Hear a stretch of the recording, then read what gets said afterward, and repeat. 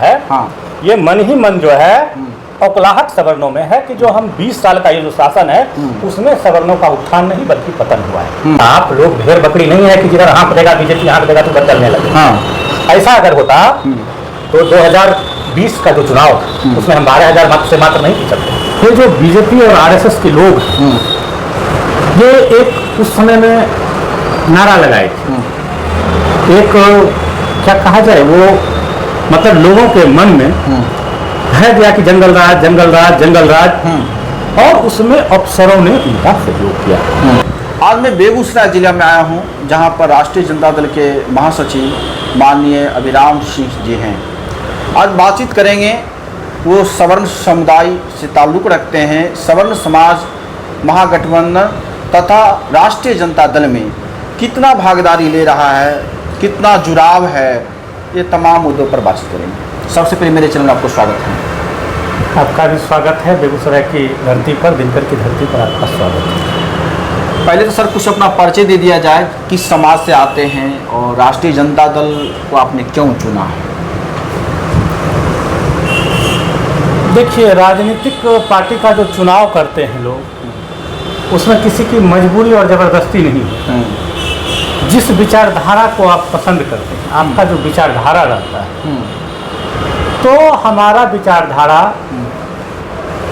लोहिया जी के विचार से, कर्पूरी जी के विचार से, रघुवंश बाबू के विचार से, इन लोगों के विचार से मेल खाता है। इन लोगों का विचार हमें अच्छा लगता है, इसलिए और इस विचार के सबसे करीब अगर कोई पार्टी है तो वो राष्ट्रीय जनता दल है। इसीलिए हम जो है सो राष्ट्रीय जनता दल की सदस्यता लिए हैं। विपक्ष द्वारा आरोप लगाया जाता है कि ये ब्राह्मण, राजपूत, बनिया तमाम लोगों को जो अपर कास्ट हैं, आरजेडी वाले लोग गाली दे रहे थे और कह रहे थे भूरा बाल साफ करो। नहीं, इसे गलत परिप्रेक्ष्य में इस चीज़ को उस समय लालू जी ये बात जो बोले थे वो अफसरशाही के विरुद्ध बोले थे। अच्छा। याद होगा आपको। हाँ। अफसरशाही को कैसे लालू जी ने म्याऊं करा दिया। अभी अफसरशाही चरम पर है। विधायक का बात अफसर नहीं सुन रहा है। भूरा बाल का मतलब तो होता है भूमिहार, राजपूत, ब्राह्मण। हाँ, उस परिभाषा को जैसे कर लीजिए। हाँ। ये बीजेपी वाले, आरएसएस वाले उसको जैसे गढ़ करके और लालू यादव का भय दिखा करके सवर्ण को अपने तरफ, एनडीए की तरफ किया। लेकिन सवर्ण है, ये मन ही मन जो है औकलाहट सवर्णों में है कि जो हम 20 साल का ये जो शासन है उसमें सवर्णों का उत्थान नहीं बल्कि पतन हुआ है।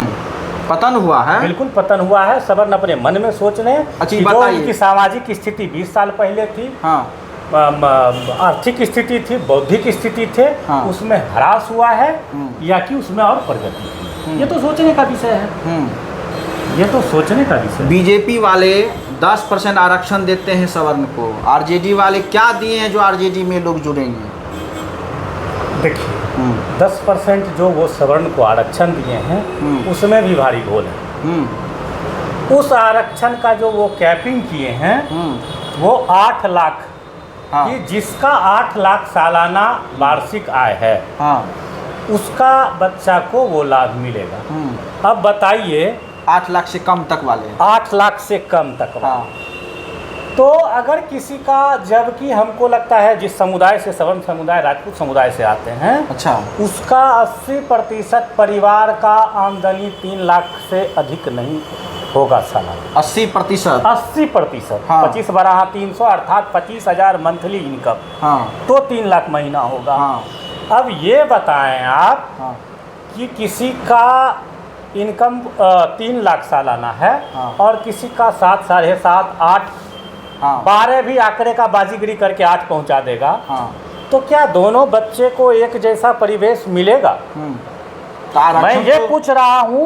वो कैपिंग ही गलत है, उसको भी ढंग से, चूंकि जो ठग है वो हमेशा ठगने का काम करेगा, घुर्ची लगाने का काम करेगा।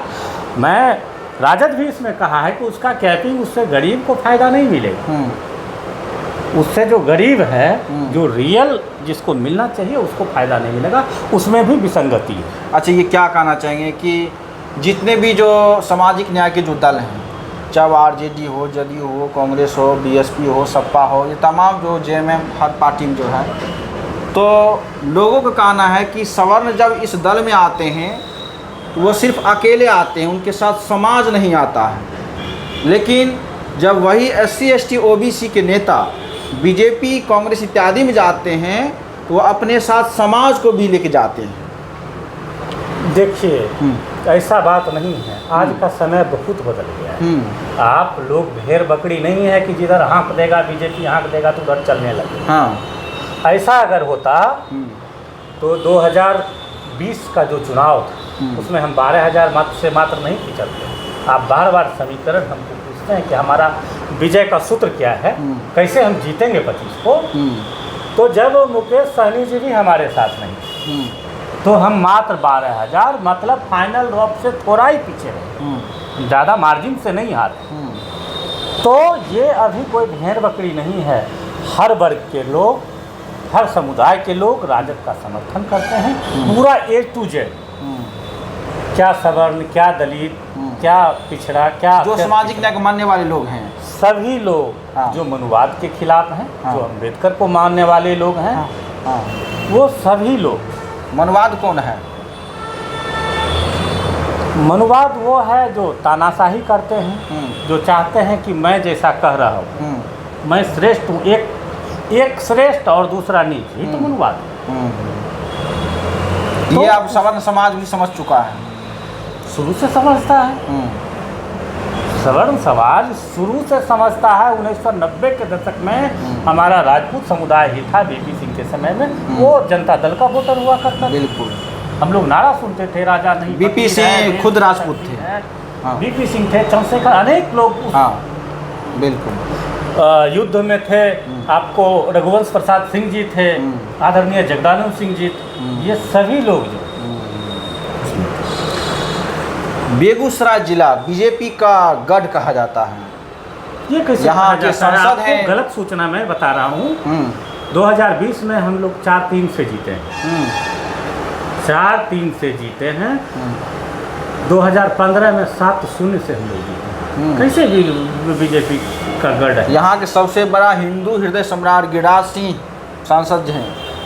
अब आप जिनका नाम ले रहे हैं स्वघोषित हिंदू सम्राट का, तो स्वघोषित हिंदू सम्राट हैं, ऐसा कहीं नहीं है। और इस बार जो जीत है उनका मात्र 80,000 से हुआ था। 2019 में वो 4 लाख से जीते थे, तब हम 4-3 से जीते थे, और इस बार 80,000 से वो जीते हैं। तो निश्चित ही हमको उम्मीद है 7-0 से हम लोग। तो इस बार आपको लगता है कि जितने भी आपके जो अपर कास्ट समाज के लोग हैं, जो बैकवर्ड हैं, जो भी सामाजिक न्याय मानने वाले लोग हैं, इस बार महागठबंधन को जिता रहे हैं? निश्चित रूप से जिता रहे हैं। पिछली बार भी जिताए हैं 4-3 से, हमको इस बार भी जिताएंगे।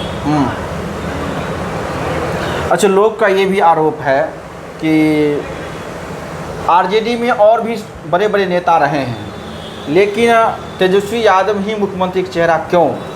युवा उन पर क्या भरोसा कर रहा है या नहीं कर रहा है? यह तो सिद्ध हो चुका है। यह जो हमारा 17 महीने का कार्यकाल था, उसमें सिद्ध हो गया कि जो आर्थिक न्याय की धारा बही, आर्थिक न्याय की जो धारा बही, रोजगार के लिए जहां नीतीश कुमार जी हाथ कर दिए थे, कहाँ से लाएंगे पैसे, तो उसमें जो है सो हम लोग 5 लाख बहालियाँ अपने विभाग में, जिसके मंत्री हमारे थे, शिक्षा विभाग हुआ, स्वास्थ्य विभाग हुआ, इन सब में बहाली किया, वह भी बिना एक भी पेपर लीक किए हुए, सफलतापूर्वक हम लोग बहाली। आखिरी क्वेश्चन है कि बिहार के कानून व्यवस्था को आप किस नज़रिए से देख रहे हैं, और 2005 से पहले कानून व्यवस्था को किस नज़रिए से देख रहे हैं?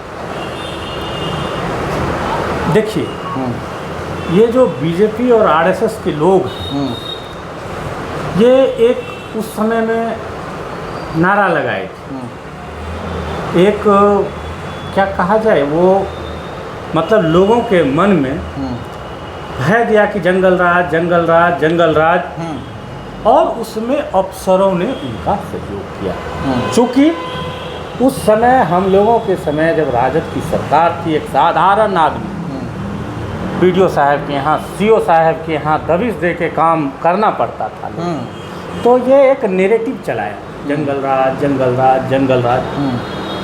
आज उससे बड़ा जंगल राज, रोज हत्याएं हो रही है, बलात्कार हो रहा है, भ्रष्टाचार अपने चरम पर है, घूस के बिना एक काम नहीं होता है। ब्लॉक जाइए, अंचल जाइए, थाना जाइए, बिना घूस का कोई काम ही नहीं हो रहा। तो भ्रष्टाचार अपने चरम पर है। और निश्चित रूप से मैं आपको बताना चाहूँगा, जनता उब चुकी है, जनता पूरी तरह से मूड बना लिया है। ये एनडीए का जो शासन है उसको उखाड़ फेंकेगा और आदरणीय तेजस्वी जी के नेतृत्व में बिहार का विकास का मार्ग प्रशस्त होगा, भ्रष्टाचार खत्म होगा। बस 2 महीने की बात है, हमारी सरकार बनेगी। तो आपने देखा कि किस प्रकार माननीय जिला महासचिव जी ने हर बात को रखे, और ख़ास करके जो अपर कास्ट सवर्ण समाज हैं, सवर्ण समाज भी अब समझने लगे हैं बीजेपी के एजेंडे को। हिंदू मुसलमान भारत पाकिस्तान से अब नहीं चलेगा, अब सामाजिक न्याय के साथ विकास का मुद्दा चलेगा।